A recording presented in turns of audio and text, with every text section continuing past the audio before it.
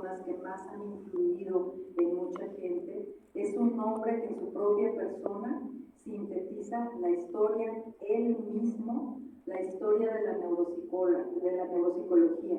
Él mismo en su persona y en su pensamiento y en sus textos, por supuesto. Y que por sus aportes teóricos, su formación en recursos humanos, su dedicación a la construcción de herramientas para realizar el diagnóstico específico, como lo es el test Barcelona en todas sus versiones, y su generosidad al transmitir todos sus conocimientos, sin temor a equivocarme, tengo que decirlo, se lo he dicho a él, pero lo quiero decir público, tengo que decir que es una persona que ha logrado trascender ya en esta disciplina. Entonces, pues, es una parte.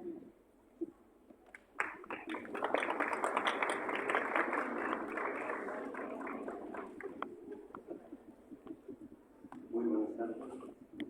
Para mí es un honor estar nuevamente en México en el contexto de la asociación y, como he dicho muchas veces, hablar de los que vivido en este país, México siempre es México.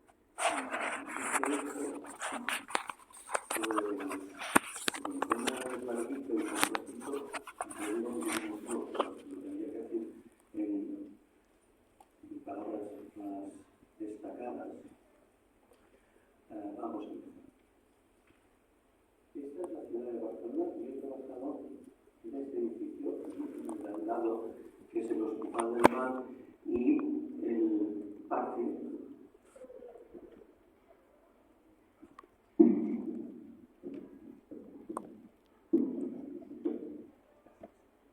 Ahora. Y el parque de investigaciones biomédicas es este edificio que está aquí, delante del mar Mediterráneo.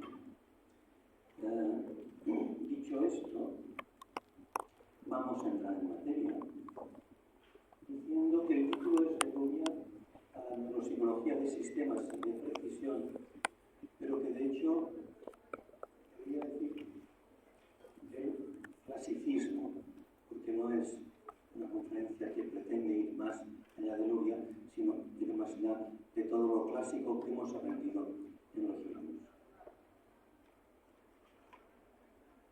Vamos a ver el clasicismo y sus limitaciones, porque a medida que han ido pasando los años han aparecido nuevos conocimientos y esto pues tiene implicaciones muy serias.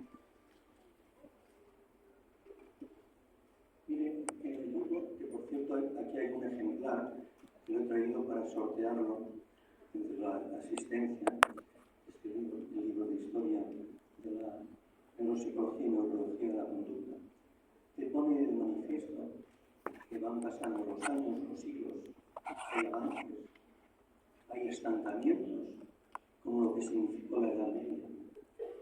Hay cosas que se consolidan, las cosas se convierten en mito y la gente lo va repitiendo y que su mito es falso. Y realmente, de cuando en cuando, se cambian ideas caducas y se produce una innovación. Como dice el doctor Goldberg en su libro, Goldberg, el discípulo de Luria, en su libro Creativity, los conocimientos actuales se están disparando exponencialmente. Y mientras he estado en Puebla, pues ya me he bajado de redes artículos que modifican cosas previas. Entonces, la historia te muestra que al principio habían conocimientos aislados, nada sistematizados.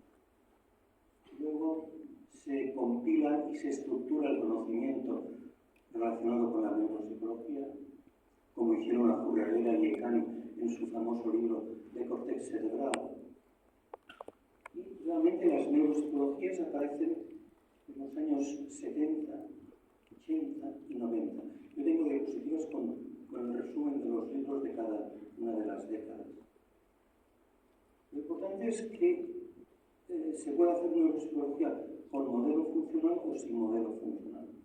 Y la gracia de la neuropsicología de Luria es que nos da su modelo funcional cerebral. El modelo funcional cerebral de Luria va a marcar una gran época. con claras limitaciones del clasicismo. Y aquí he traído compilaciones en una diapositiva, 2, 3, de cosas que han cambiado. Por ejemplo, en lo clásico no se habla del concepto de exaptación. La exaptación quiere decir que un circuito, algo primitivo, que funciona muy bien, pues se mantiene filogenéticamente. Por ejemplo, lo usaban mamíferos primitivos y se mantiene en la evolución llegando a los hombres. Segundo punto, es decir que el modelo de Yakovlev, donde distingue unos cerebros más primitivos, uno intermedio y uno más avanzado, y en concreto dice cerebro límbico, cerebro paralímbico y cerebro neocortical, pues esto está muy bien pensado porque ve cerebros en paralelo, no superpuestos como el modelo de MacLean. Recordarán el modelo reptiliano, paleomamífero y neomamífero, un esquema que es absolutamente falso y fuera de lugar. Los cerebros no se superponen, los cerebros se desarrollan en paralelo, manteniendo aquel principio que acabo de comentar, que es la exaptación. El sistema límbico, tal como lo describió Apez y después lo desarrolló MacLean, no se sostiene, las cosas son más complejas. En este esquema se representa la visión más actual. En color rojo fuerte está el esquema inicial, en el color rojo más claro una visión ampliada que hizo Yakovlev. En otros colores se van añadiendo nuevas estructuras porque realmente se ve que la visión primitiva era muy simple e ingenua.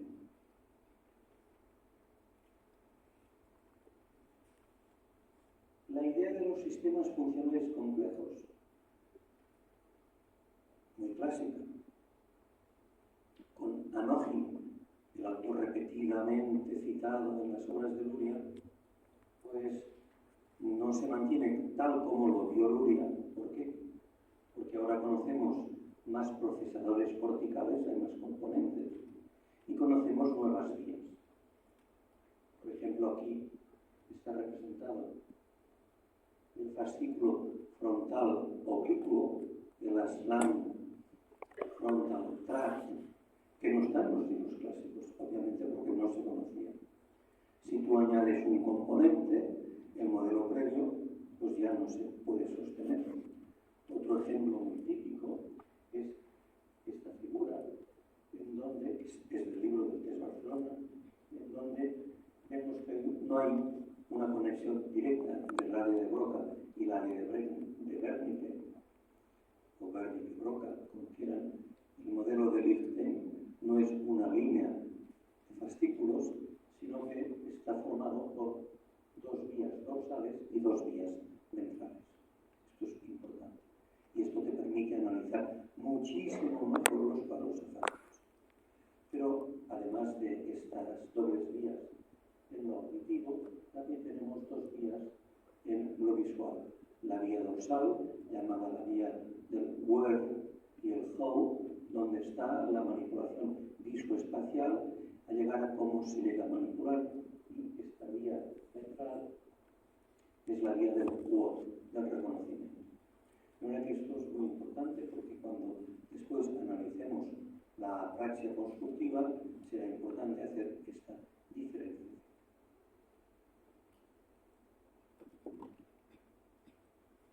El homúnculo de Peirfield, como nos lo han explicado siempre, el homúnculo motor tampoco es así, queda interrumpido por una red somatocognitiva. Otro cambio, obviamente.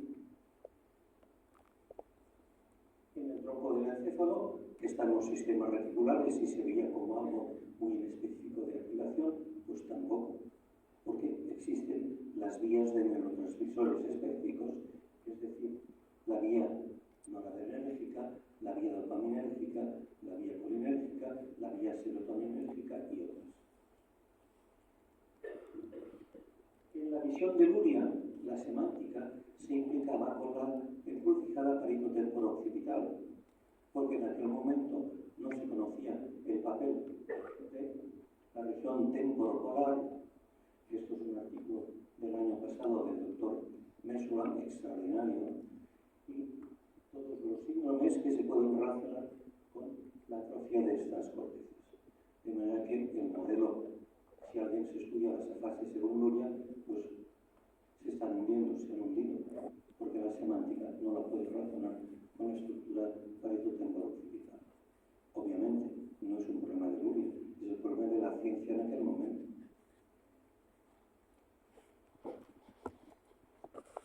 De forma que vamos al modelo funcional actualizado.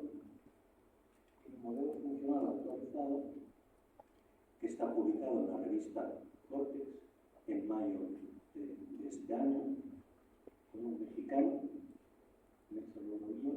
que es Jorge Sic, que está haciendo actualmente la tesis doctoral en la UNAM.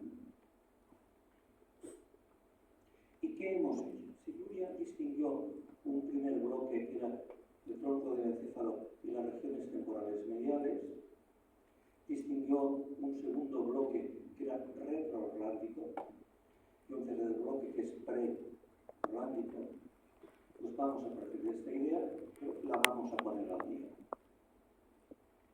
De entrada, mucha gente a lo largo del tiempo, incluso en México se ha escrito sobre este tema, siempre se ha dicho que valía la pena dividir el bloque 1 de Luria en dos bloques. Realmente, el tronco del encéfalo, pensando en los sistemas reticulares y el sistema límbico. Ya tenemos pues dos bloques que, según el modelo de Jacobi, el primer bloque tiene que ver con la endocinesia, es decir, movimientos como la respiración, la frecuencia cardíaca, etcétera, etcétera, que dan el soporte a la vida. Mientras que lo que es límbico, el bloque 2, tiene que ver con la edeismocinesia, que quiere decir movimientos relacionados con las emociones. Luego, el bloque 2 y 3 de Luria, analizando los conocimientos actuales, no se pueden dividir, porque además la función ejecutiva no es frontal, es frontoparietal, de manera que tenemos un punto crítico. De manera que hemos unificado toda la corteza en el bloque 3. Y en aquella época no se hablaba de los dos grandes sistemas que modulan la función cortical, pues los tenemos que colocar.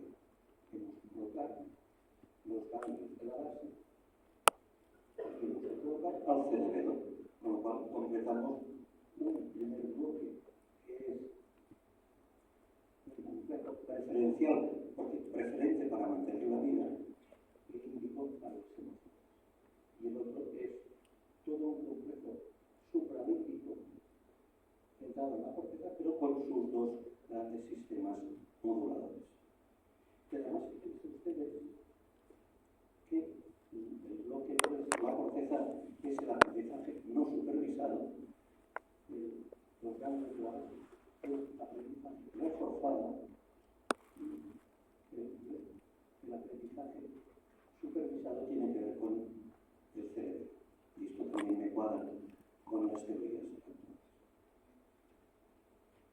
Pero además, vamos a añadir una aproximación sistémica como modelo. Es la primera vez que lo voy a explicar, ¿no? Lo expliqué por internet hace unos días, pero hoy lo voy a explicar con más.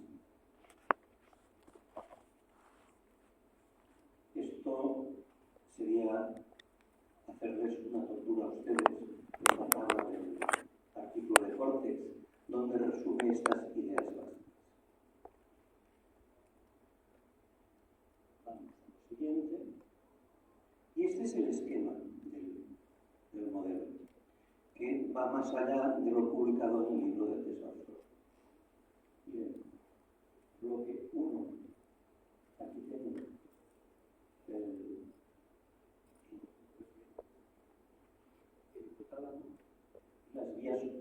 hipotálamo, las vías humorales, y esto es el tronco del encéfalo. Esto, unido con el sistema límbico, que además es que por las conexiones anatómicas es muy difícil separarlo.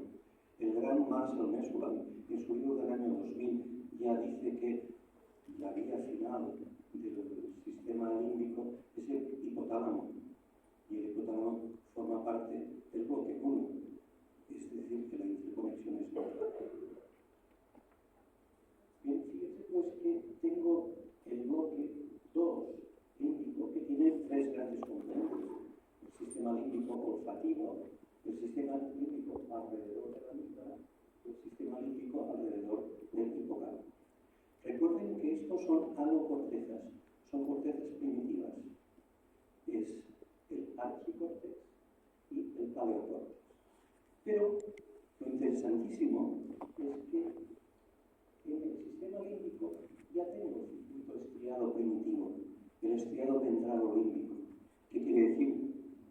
Córtico, estrío, tálamo, cortical. Ya está. Por exaltación tendremos el más conocido por todos de los ganglios de la base en cuanto al caudado, el cutáneo, el pálido, etc.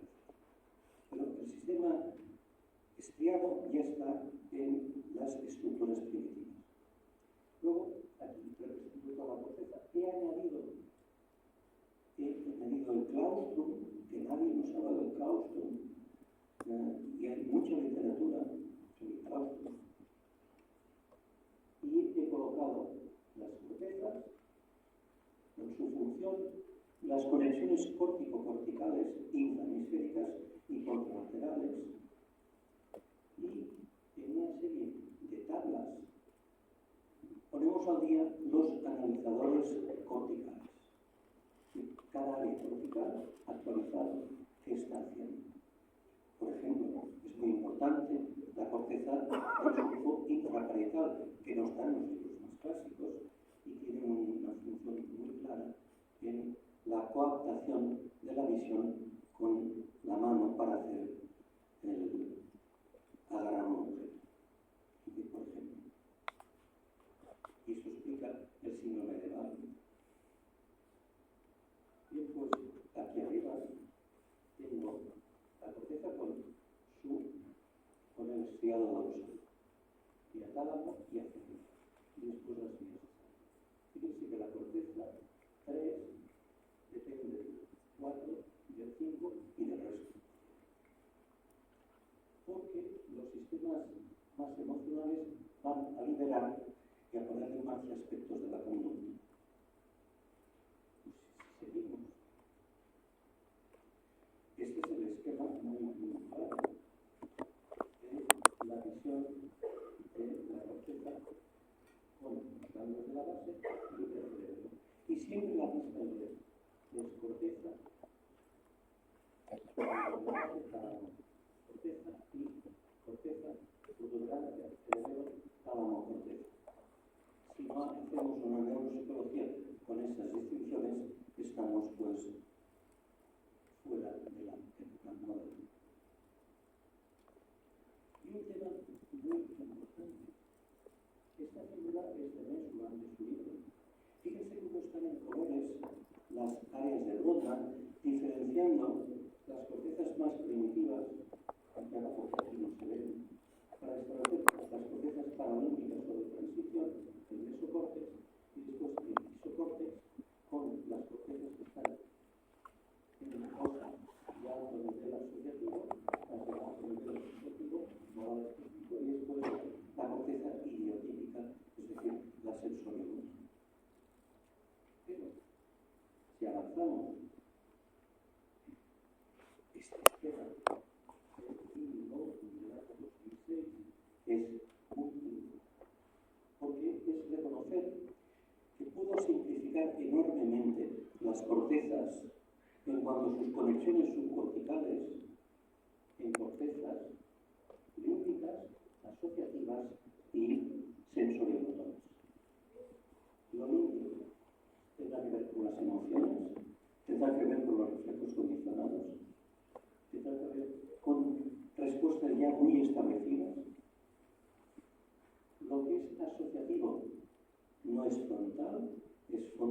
corporal y componentes temporales, tiene que ver con las novedades en situaciones en las que el individuo se encuentra no tiene una respuesta hecha y necesita, es decir, una novedad, y ha de planificar y buscar una respuesta adaptativa. Mientras que la rutina se da por la vía sensorio-motor. Cuando una persona aprende a abrocharse, como se dice en México, los tenis, con las agujetas que se dice en México, si no me equivoco,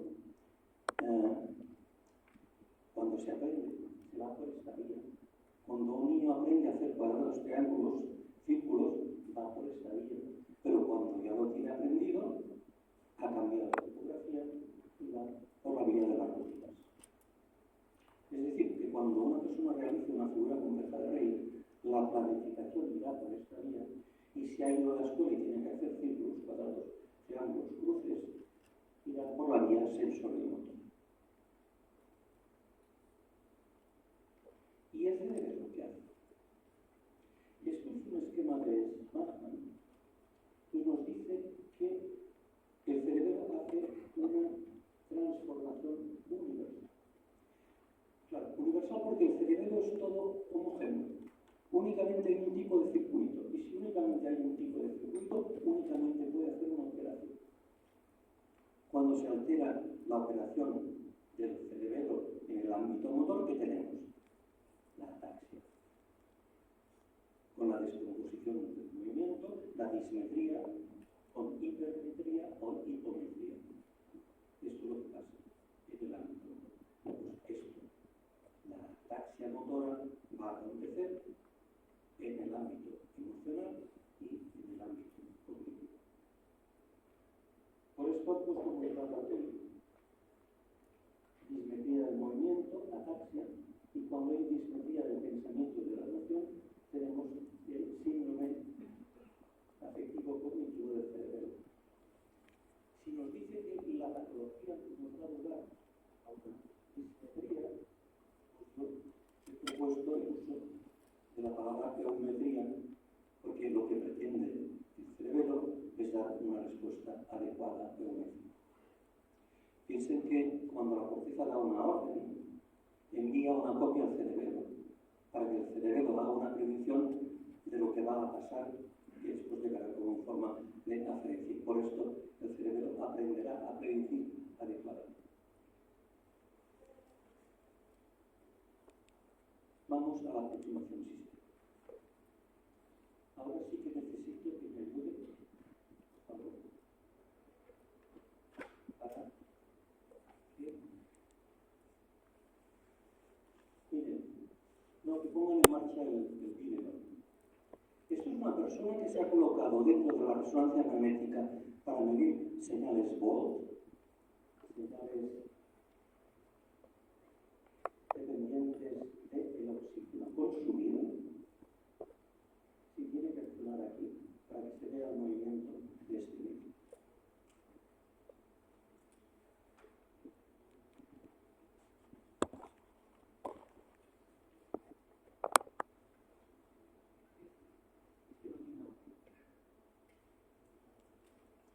A ver, quería enseñarlo sin el vídeo, pero es bonito que vean el vídeo. Porque de este vídeo se van a extraer unas grandes conclusiones sobre cuáles son las redes funcionales automáticas del cerebro y qué está relacionado con qué.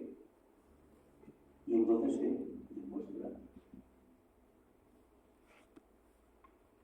en azul cuando hay poca señal y en rojo cuando hay una alta señal. Aplicando los estudios matemáticos para reducir, para no tener muchas, tener las básicas, correlaciones entre zonas corticales, ya puedo pasar a la siguiente diapositiva, aparece esto.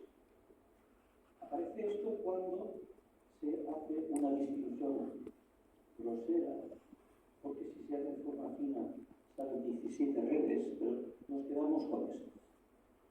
Miren que esto nos cambia muchísimo el trabajo en neuropsicología. Tengo la red visual, la red sensoriomotora, tengo la red de atención dorsal, tengo la red de atención ventral,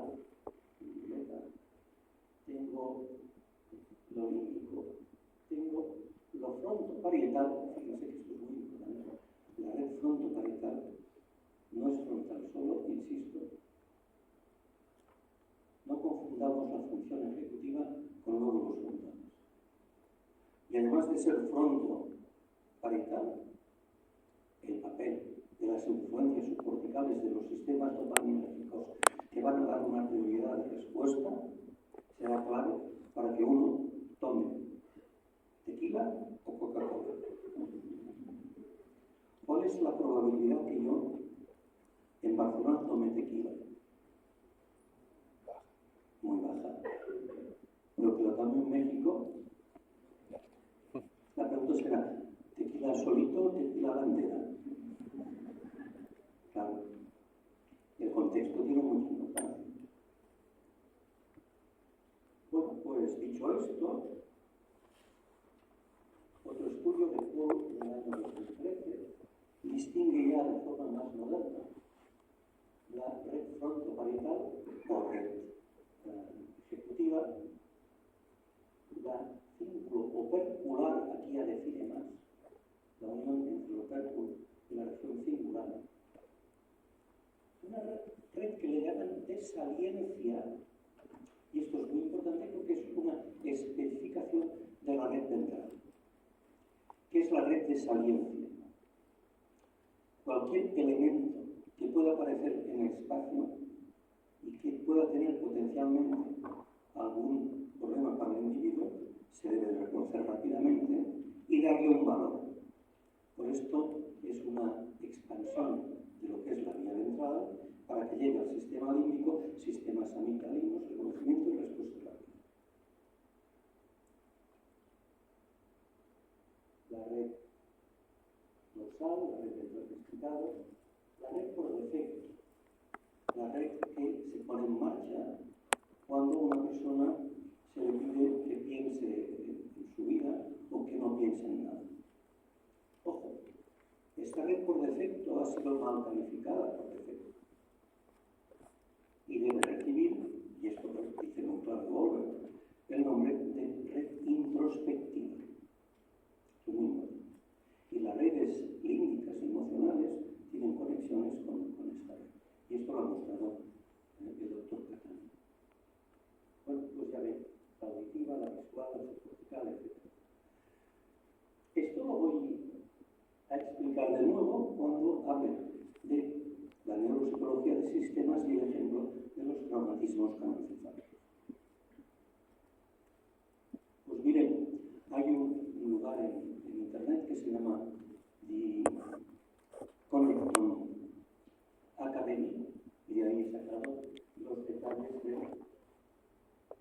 la red visual. Fíjense que la red visual recibe la información que uno y da lugar a la red dorsal y a la red ventral. Aquí tengo la vía dorsal, la vía del Word, pero fíjense que va a parar al surco intraparietal, que tienen una importancia funcional incluso para entender y manipular visualmente las cosas en 3 dimensiones. Elemento clave probablemente en el reconocimiento de imágenes en posición no prototípica, escrito por Elizabeth Warrington. Tenemos la red, o tenemos, perdón, la corteza dorsolateral frontal y los campos visuales de los ojos, fundamentales para voluntariamente dirigir la mirada para buscar información en el espacio y manipular elementos externos del corteza. La red ventral, atención, la vía del Word, los movimientos oculares son automáticos. Porque si aparece por una puerta que se abre, no sé lo que pasaría, porque no pasase, pero aparece un tigre, y son aquellas pruebas de resonancia magnética enseñando una selva, donde la mirada de los ojos es un barrido sin ningún fundamento, pero si aparece la cabeza de un tigre, los ojos por la saliencia se van dirigidos a aquello que llama la atención para ver si se debe de huir o es tranquilizante. Bien, la red sensorimotora, que la tenemos aquí representada. Después la fibromuscular, que fue antes, y las redes límbicas. Las redes límbicas y paralímpicas que tendrán que relacionarse con la red de saliencia, porque van a dar el componente emocional, límbico, hedónico del estímulo que está aquí. La red de saliencia, pues también ya lo he comentado antes, cómo se puede diferenciar y qué estructuras tiene en la región.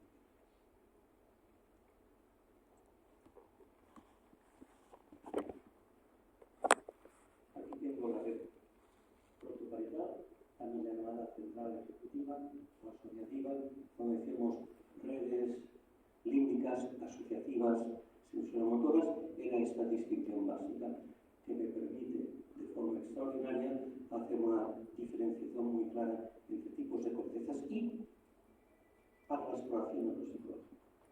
¿Qué va por la vía sensorimotora, porque está hiperaprendido, y qué va por la vía ejecutiva? El cálculo puede ir por una vía muy aprendida, mientras que la resolución de problemas va por la vía asociativa, ejecutiva, frontotemporal. Y la vía por defecto ya hemos dicho antes. Hay muchos autores que describen una red de demandas múltiples, cuando la tarea tiene muchas demandas cognitivas múltiples, atenciones, el material es muy amplio, mucha memoria de trabajo, claro, se han de reclutar más zonas de cerebro.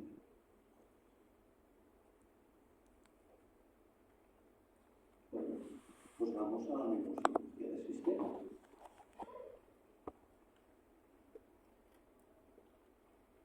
Miren, la neuropsicología de sistemas se fundamenta en la neurociencia y la biología de sistemas. Y siempre es una aproximación jerárquica. Desde el nivel de los tejidos, yo diría, desde el nivel celular, a nivel del órgano y a nivel sistémico. Aquí se ha mostrado que hay una pérdida de